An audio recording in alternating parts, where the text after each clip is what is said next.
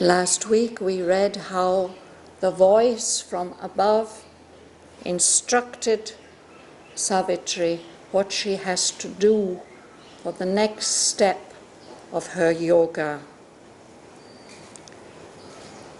And the last 3 lines on page 538 say, she was told to consent to be nothing and none, dissolve time's work, cast off thy mind, step back from form and name, annul thyself, that only God may be.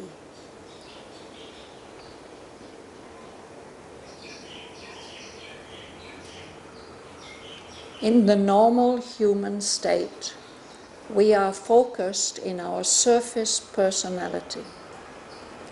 And an important part of that is the mental personality, the surface mental personality. That's what we identify ourselves with. Of course, we identify ourselves with the body, with the feelings and emotions and sensations, but all that gets organized by the mind. But in the previous canto, we saw how Savitri found her soul. She found the psychic being and was able to unite with the source, with the central being above.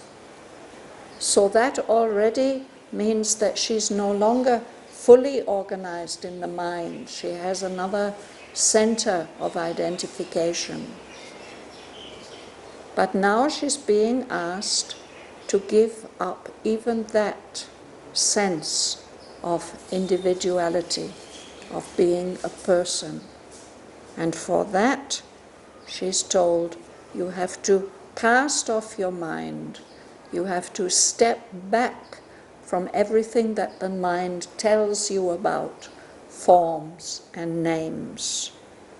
You are going to have to annul, to make nothing, everything that you feel you are, everything that you recognize as yourself. So Savitri is starting on that journey, and the first step was to become quiet and observe all the movements going on within her consciousness. And particularly, we were told, she focused on the many births of thought.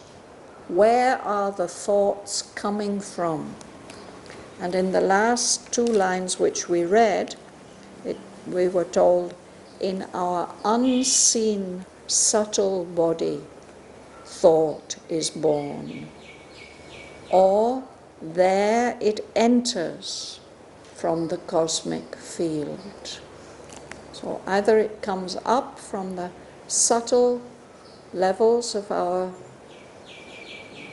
being, our subtle body, or it comes into the subtle body from the universal field of vibrations. So now we get a beautiful description of what she saw, of these thoughts, where they are coming from.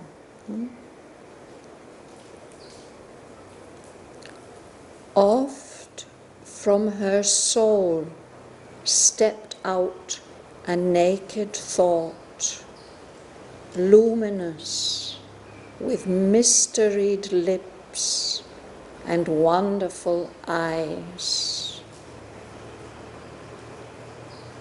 Or from her heart emerged some burning face and looked for life and love and passionate truth, aspired to heaven, or embraced the world, or led the fancy like a fleeting moon across the dull sky of man's common days, amidst the doubtful certitudes of earth's law, to the celestial beauty of faith gave form, as if at flower prints in a dingy room laughed in a golden vase one living rose.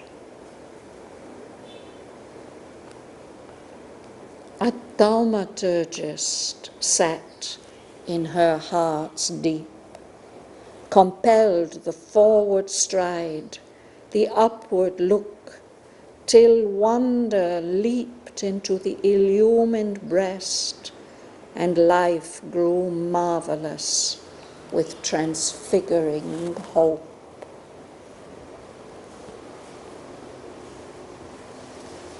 A seeing will pondered between the brows. Thoughts, glistening angels, stood behind the brain in flashing armor, folding hands of prayer, and poured heaven's rays into the earthly form. Imaginations flamed up from her breast, unearthly beauty, touches of surpassing joy, and plans of miracle, dreams of delight.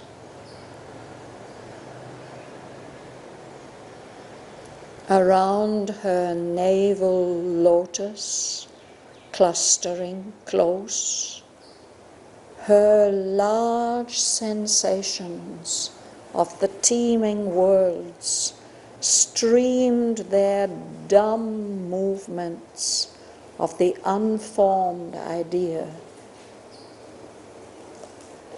invading the small sensitive flower of the throat. They brought their mute, unuttered resonances to kindle the figures of a heavenly speech. Below, desires formed their wordless wish, and longings of physical sweetness and ecstasy translated into the accents of a cry, their grasp on objects and their clasp on souls. Her body's thoughts climbed from her conscious limbs and carried their yearnings to its mystic crown, where nature's murmurs meet the ineffable.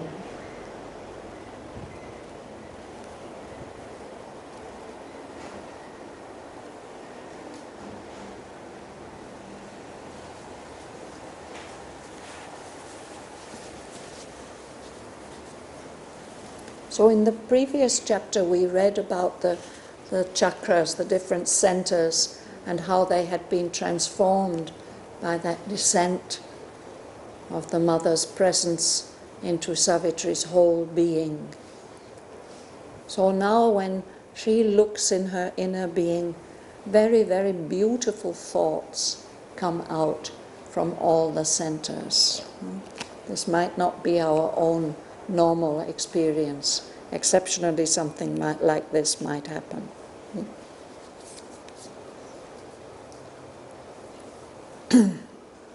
You are starting, Rosa?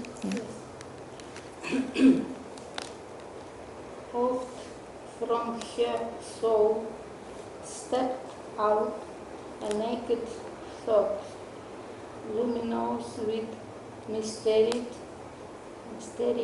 lips and wonderful eyes.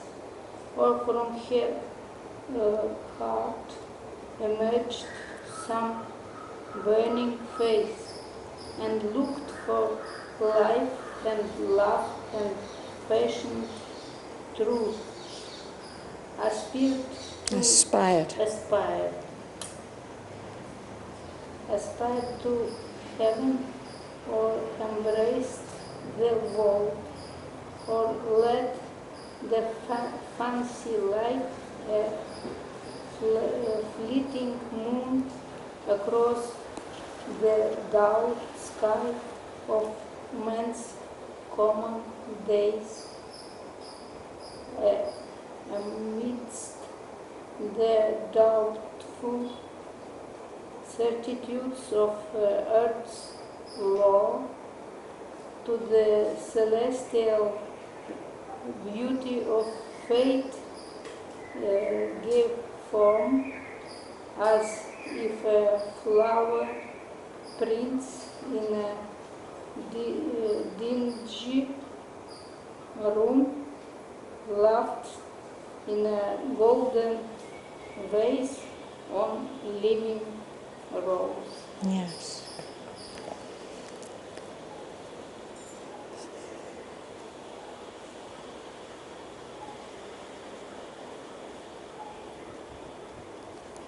So often, oft, short form of often, from her soul stepped out a naked thought. It is naked because it's absolutely pure. It's full of light. There's a face. This thought has a face. It has lips which are full of mystery. It has wonderful eyes. It's the thoughts that come from the soul.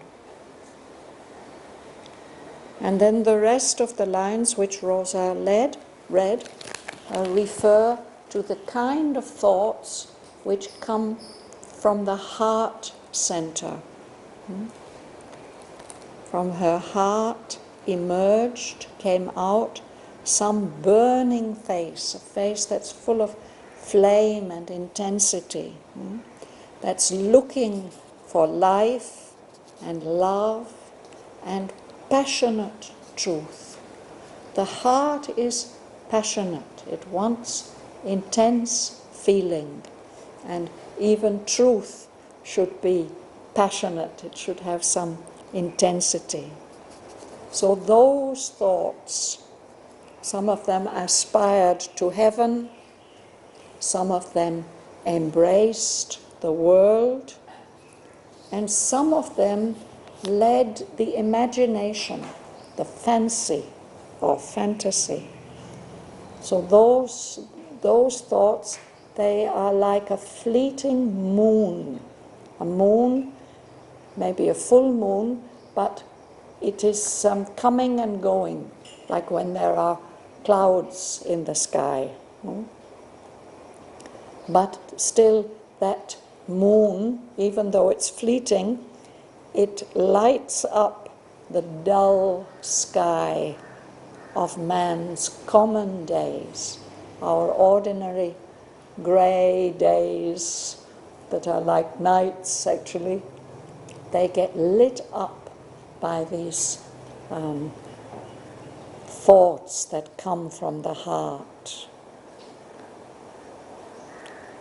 Or another thing that these heart thoughts do, they give life. So he says that they give form to the heavenly beauty of faith. Faith makes one feel absolutely sure and confident of something. It becomes real through faith. So that happens, he says, in the middle of the doubtful certitudes of earth's law. Law is knowledge that we have learned. We have learned it in school, or we've learned it from books, or we've learned it from other people. It is not something that we know from our own experience. But so those kind of certitudes, that oh, it is like this and it is like that, those are doubtful certitudes. They don't convince our whole being. May convince the mind. But if faith comes, if a thought from the heart lights up that doubtful law with faith, then there's a kind of transformation. And Aurobindo contrasts it. He says it's like being in a dingy room, a grey, dusty room where there's not much light, and that room is decorated on the walls. There are flower prints, not even actual paintings, but reproductions of paintings. And laughing at those reproductions of paintings, there's one living rose laughing out its beauty in a golden vase. That is the difference between the doubtful certitudes of earth's law and the celestial beauty of faith. This is called a metaphor, comparing. Yeah, this is as if, so this is a simile. Yeah.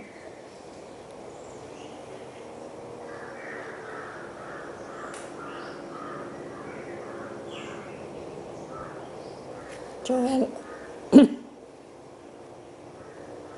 Thaumaturgies sat in their hearts, and compelled the forward stride, the upward look, till wonder leaped into the illumined breast, and life grew marvelous with transfiguring hope. So a thaumaturgist is a person who can work miracles, who does miraculous things. So deep in Savitri's heart, there's a being or a power that can work miracles. And that miracle worker is compelling, giving the energy to move forward and to look up to the heights.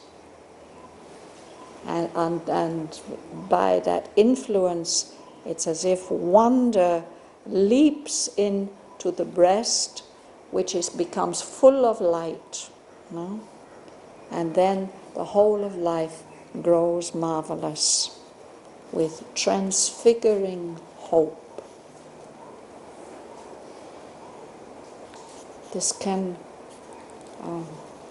happen sometimes when a hope of something very, very special, some new possibility, some new realization comes. It can change our whole aspect, outlook on life. Alice, you would read next. A seeing will hovered between the brows.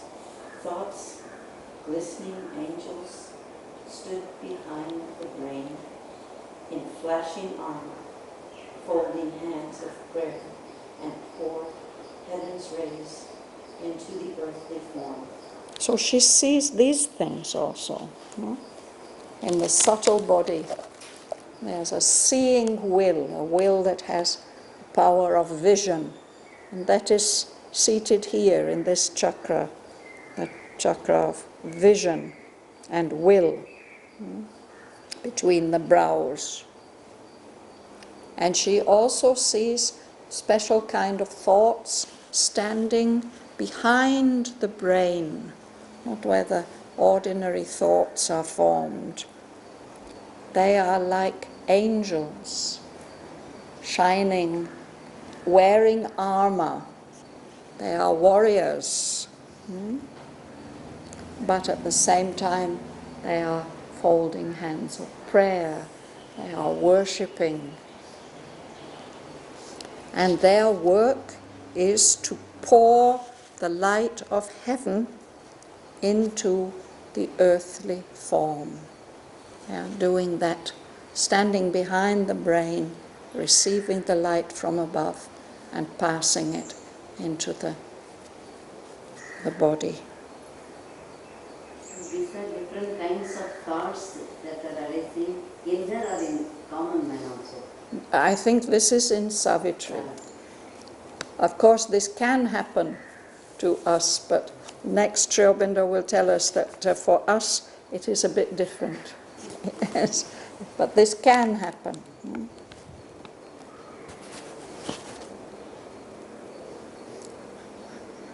Sergei. Imaginations flame up from the west, and earthly beauty, touch of surpassing joy, and plans of miracle, dreams of delight. Around her navel lotus, clustering close, large sensations of the teeming walls, stream their down movements of the unfolded idea, invading the small sensitive flower of the thread. They brought their new unaltered resonance to kindle the figures of the heavenly speech. So also from the heart region coming up imaginations. This is the area where the life being and the mind being meet. So imaginations are coming up from her breast, expressing unearthly beauty, beauty that we don't see here on the earth. And they bring touches of surpassing joy, intense joy beyond anything that we normally experience. And plans of miracle. We imagine things that could happen. We start to think about how it could be realized. This is one very important function of our imagination, to help us to see new possibilities. Plans of miracle, dreams of delight. And then lower down, the navel lotus.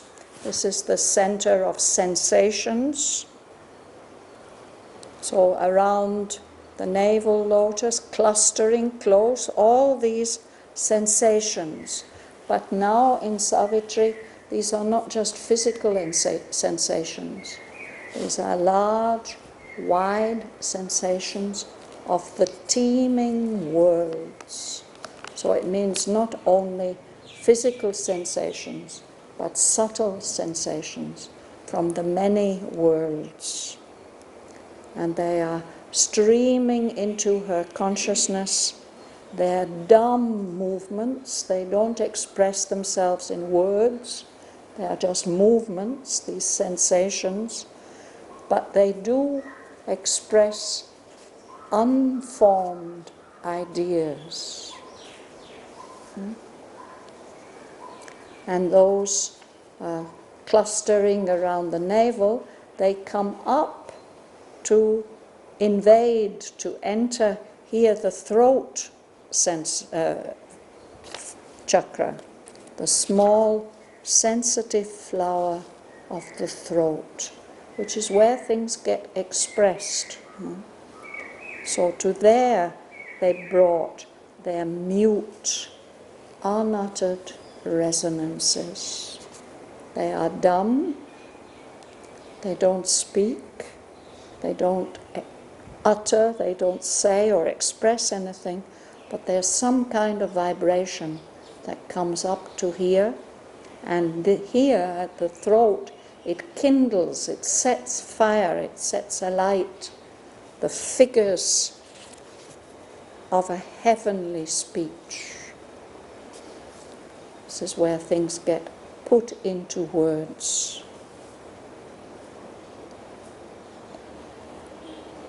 it says it's heavenly speech. Yes, so because this throat center has been transformed, it's able to give utterance to heavenly speech. Yeah.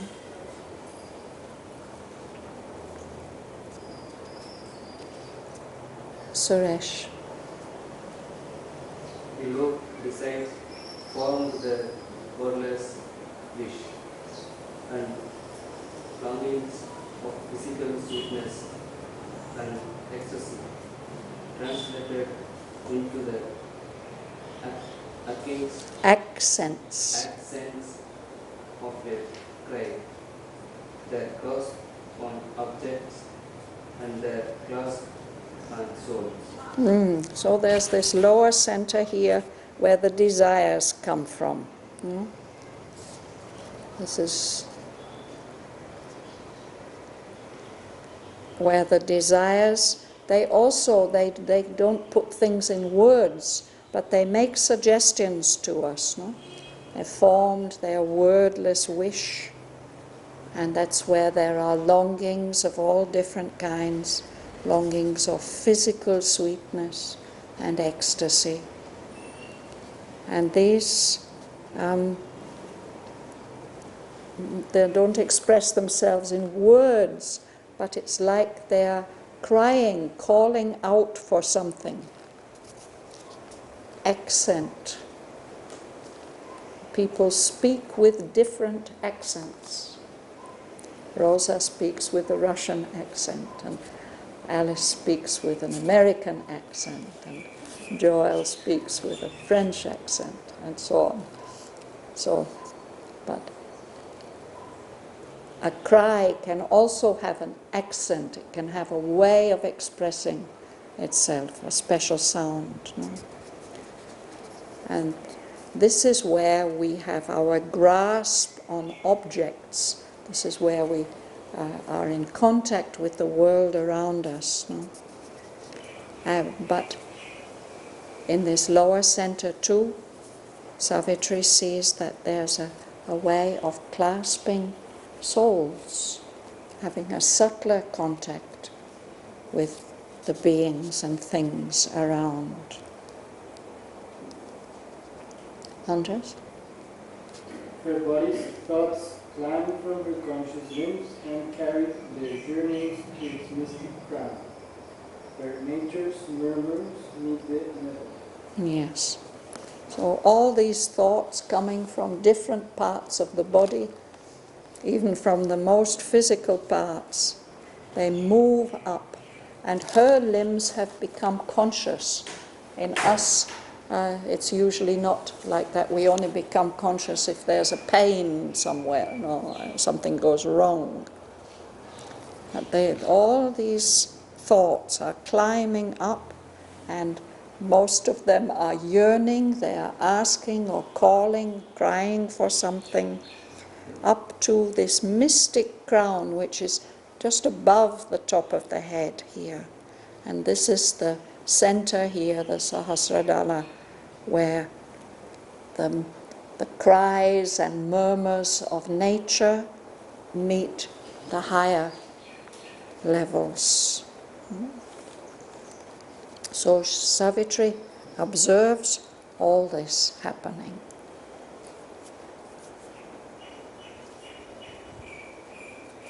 Ellen, you will read? But for the mortal prison in outward mind, all must present their passports at its door. Disguise they must, don the official cap and mask, or pass as manufacturers of the blade, unknown their secret truth and hidden soul. So Savitri is seeing all this, no? But for us, we are imprisoned in the outer mind. So all the thoughts, wherever they are coming from, they have to show their passports, and in order to be allowed through, they have to put on the uniform, disguise themselves. They must put on the official cap and mask. Or they must pass as if they've been manufactured in the brain. In either case, their secret truth and their hidden source is unknown when they come into the surface mind. You'll read? Only to the inner mind they speak direct, put on their body and assume their voice. Their message had and done, their workplace and their natal not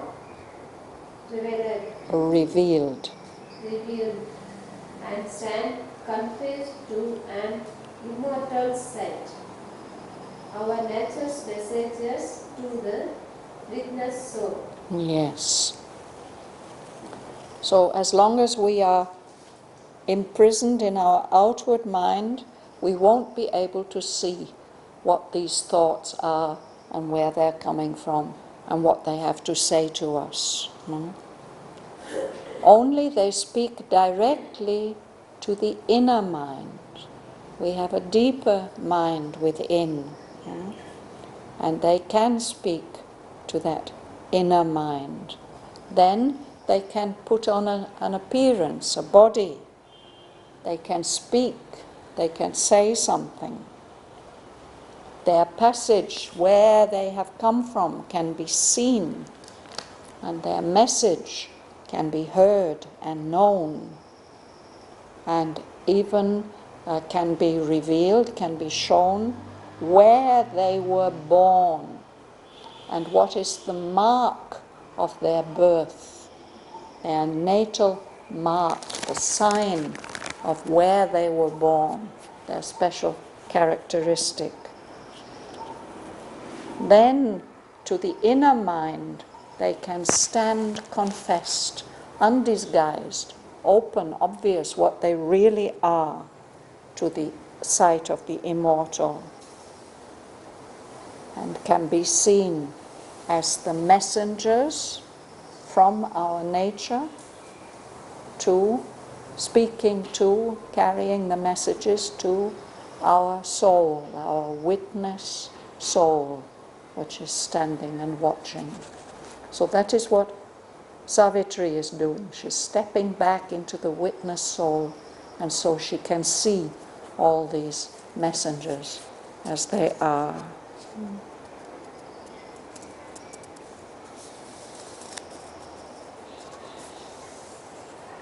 Ganga Lakshmi. Impenetrable result from mortal sense, the inner chambers of the spirit's house, disclose to her their happenings and their guests. Eyes look through crevice in the invisible veil, and through the secrecy of unseen birds. There came into mind's little frontal lobe two thoughts that enlarge our limited human range, lifted the ideal's half quench of sinking touch, or peered through the finite of the infinite. Thank you. So there are inner rooms in this house of the Spirit that's within us, and they are impenetrable. It's difficult to get into them, particularly the senses, our physical senses, can't penetrate into those inner rooms. But to Savitri, they show to her, they disclose, it means to reveal to her their happenings and their guests, who is visiting there, those inner rooms, and what is going on there. this kind of invisible wall which separates our outer sensations and senses from the inner being, from the spirit's house. There are eyes that look out through crevices, little cracks in the wall. And there are doors, invisible doors that open. The thoughts pass through from those inner rooms. They come out into this little frontal room, the room where the mind receives its guests from outside. So from deep within come these thoughts that enlarge, make wider and larger our limited human range of thinking. No? Some of these thoughts are very inspiring. It's as if they lift up the torch, the shining torch of the ideal, of higher realities. That in the human mind, that torch may be sinking, the fire may be going out, or it may be even half quenched, almost completely extinguished. But those thoughts light them up again. Or they may peer. Peering means what you do, looking through a crevice, trying to see what's outside. So the idea of peering through the finite. All these appearances that we see are finite, they are limited, but they are carrying behind them, within them, they are carrying the infinite energies, the infinite possibilities. So these deep thoughts from deep within can come and suggest to us deeper truths behind these surface appearances. So Patricia. My sight opened up on the invisible and sensed the shapes that mortal eyes see not, the sounds that mortal listening cannot hear, the blissful sweetness of the intangible's touch.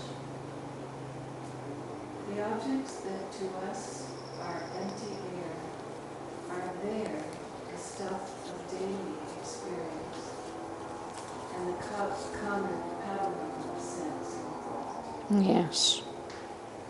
So from inner mind there's a power of sight, of seeing, that opens on what is invisible to our physical eyes. It's sensed the shapes that our human mortal eyes, actually mortal means the eyes that have to die. So it is to do with physical eyes. No? Our physical eyes don't see those shapes, but the inner eye, the inner seeing can see them. And the inner hearing can hear sounds that our mortal listening cannot hear. And there are things which are intangible to us, which we cannot sense with our sense of touch. But the inner mentality can feel the blissful sweetness of the intangible's touch. So in that inner world, the objects that to us are empty air, there's nothing here, there they can be perceived. They're the stuff of daily experience and the common pabulum of sense and thought. You know this word, Patricia? Pabula, you don't know this? It's baby food. yeah, baby food. Something that's very easy to swallow and digest, and a bit boring. doesn't necessarily taste very interesting.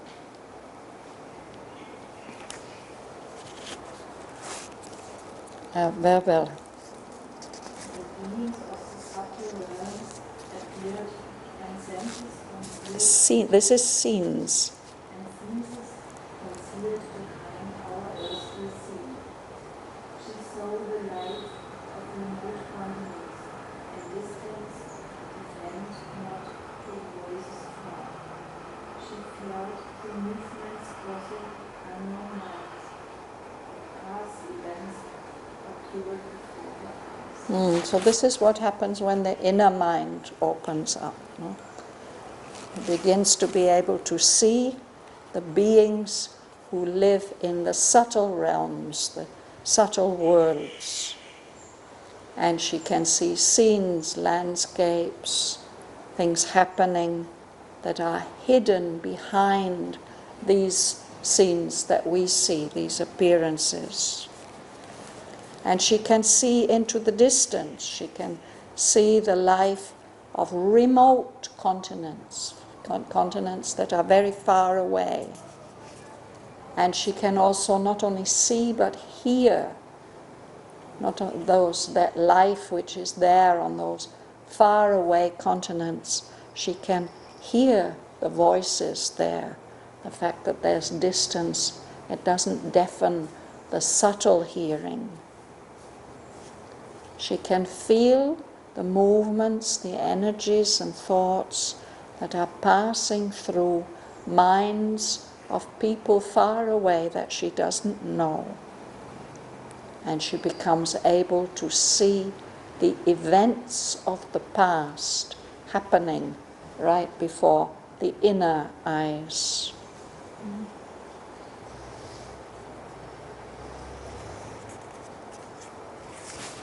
Bhavana. The great world's thoughts were part of her own thought. The feelings jumped forever and unshared. The ideas that never found an utterance. So these are other thoughts. No? These are now things that are coming to her from the universal. What did he say? They come from the cosmic field, the universal field. So these, whatever thoughts are moving around in the whole world, they enter into her inner mind, become part of her own thought. And those feelings that don't get expressed, don't get shared, she can feel them. Ideas that have never been put into words, she is able to be aware of them.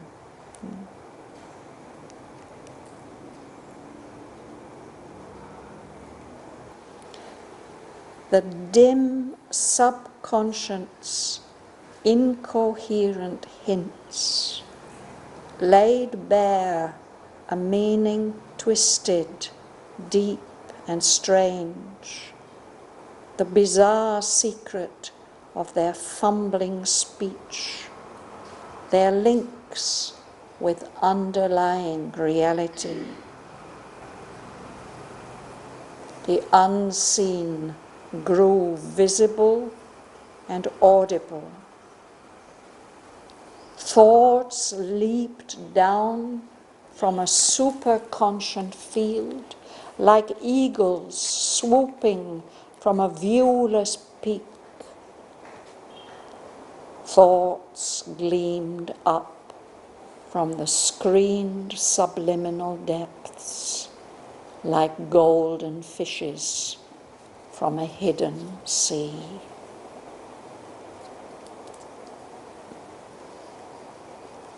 So these are other sources, other birthplaces of thought. No?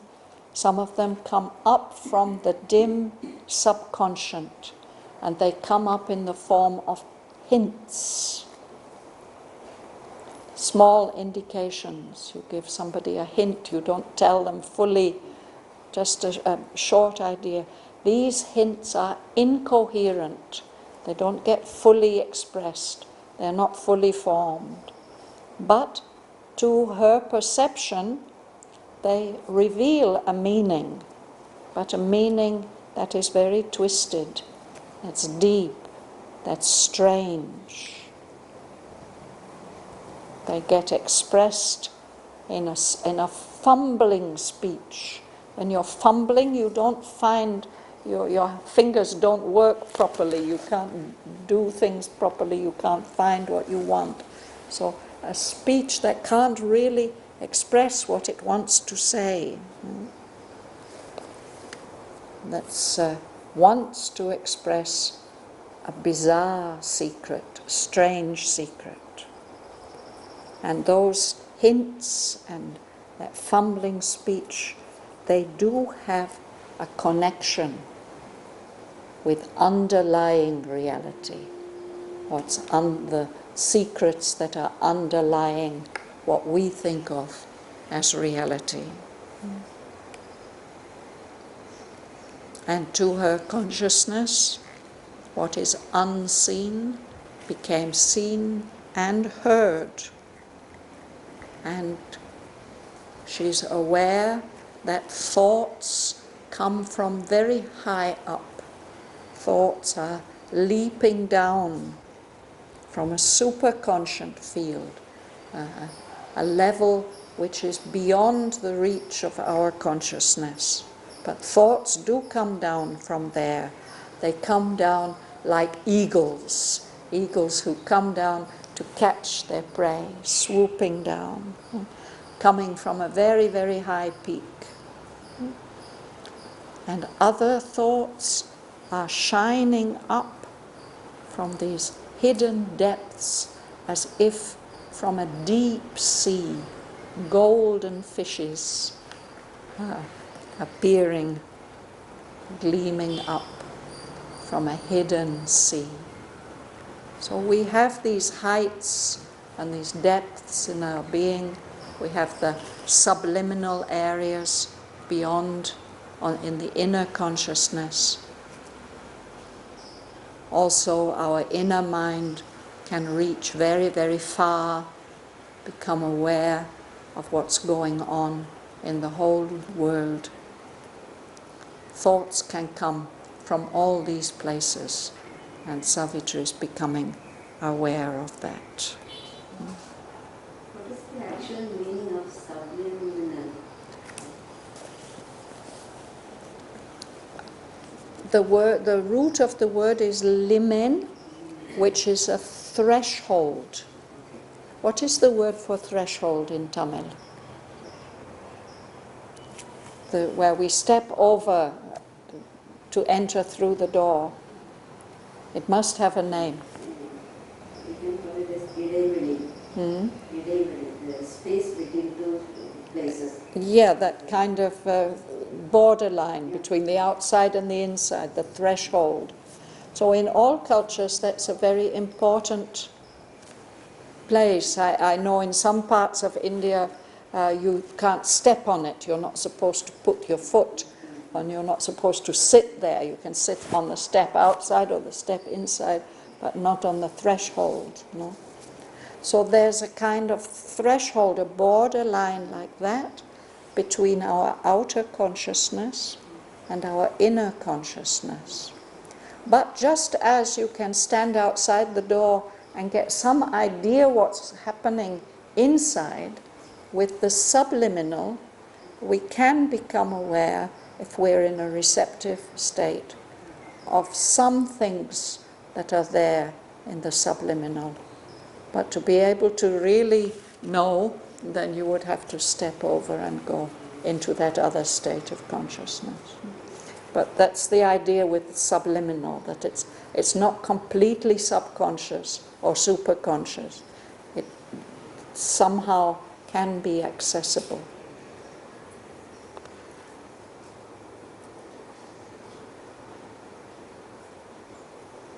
So we could perhaps dive into that hidden sea and find out what is there, the screened subliminal depths. Yes, Andres?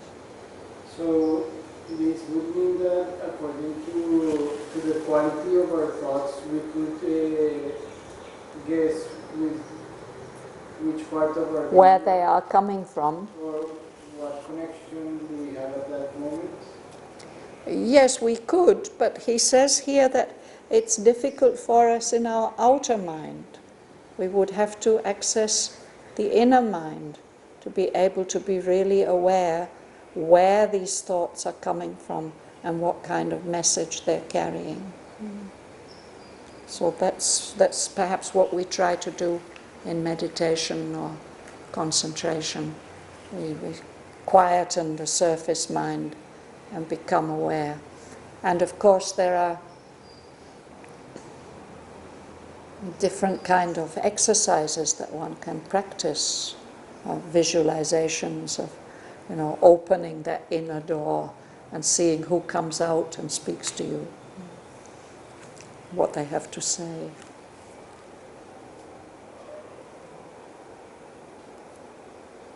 And sometimes, of course, they come out and they express themselves and we've no idea where they came from.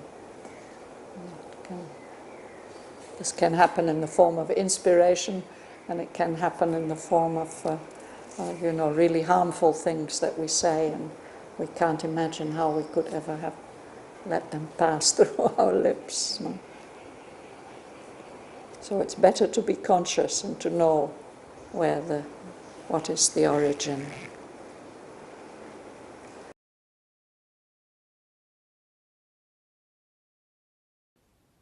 Oft from her soul stepped out a naked thought, luminous with mysteried lips and wonderful eyes.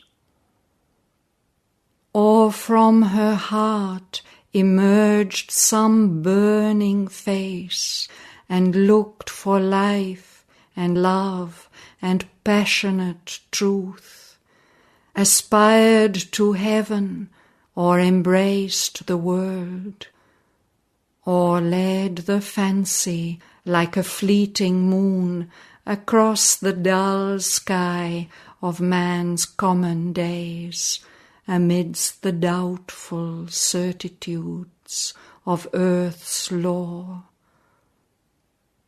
To the celestial beauty of faith gave form, as if at flower prints in a dingy room laughed in a golden vase one living rose. A thaumaturgist sat in her heart's deep, compelled the forward stride, the upward look, till wonder leaped into the illumined breast, and life grew marvelous with transfiguring hope. As seeing will pondered between the brows, thoughts, glistening angels, stood behind the brain in flashing armor, folding hands of prayer, and poured heaven's rays into the earthly form. Imaginations flamed up from her breast, unearthly beauty, touches of surpassing joy, and plans of miracle, dreams of delight. Around her navel lotus, clustering close, her large sensations of the teeming worlds streamed their dumb movements of the unformed idea. Invading the small, sensitive flower of the throat, they brought their mute, unuttered resonances to kindle the figures of a heavenly speech. Below, desires formed their wordless wish, and longings of physical sweetness and ecstasy translated into the accents of a cry, their grasp on objects and their clasp on souls. Her body's thoughts climbed from her conscious limbs and carried their yearnings to its mystic crown, where nature's murmurs meet the ineffable. But for the mortal prisoned in outward mind, all must present their passports at its door. Disguised, they must don the official cap and mask, or pass as manufactures of the brain, unknown their secret truth and hidden source. Only to the inner mind they speak direct, put on a body and assume a voice, their passage seen, their message heard and known, their birthplace and their natal mark revealed, and stand confessed to an immortal sight, our nature's messengers to the witness soul. Impenetrable, withheld from mortal sense, the inner chambers of the spirit's house disclosed to her their happenings and their guests. Eyes looked through crevices in the invisible wall, and through the secrecy of unseen doors there came into mind's little frontal room thoughts that enlarged our limited human range, lifted the ideal's half-quenched or sinking torch, or peered through the finite at the infinite. A sight opened upon the invisible, and sensed the shapes that mortal eyes see not, the sounds that mortal listening cannot hear, the blissful sweetness of the intangible's touch. The objects that to us are empty air are there the stuff of daily experience and the common pabulum of sense and thought. The beings of the subtle realms appeared, and scenes concealed behind our earthly scene. She saw the life of remote continents, and distance deafened not to voices far. She felt the movements crossing unknown minds. The past's events occurred before her eyes. The great world's thoughts were part of her own thought. The feelings dumb forever and unshared, the ideas that never found an utterance. The dim subconscious incoherent hints laid bare a meaning twisted, deep and strange, the bizarre secret of their fumbling speech, their links with underlying reality. The unseen grew visible and audible. Thoughts leaped down from a superconscient field like eagles swooping from a viewless peak. Thoughts gleamed up from the screened subliminal depths like golden fishes from a hidden sea.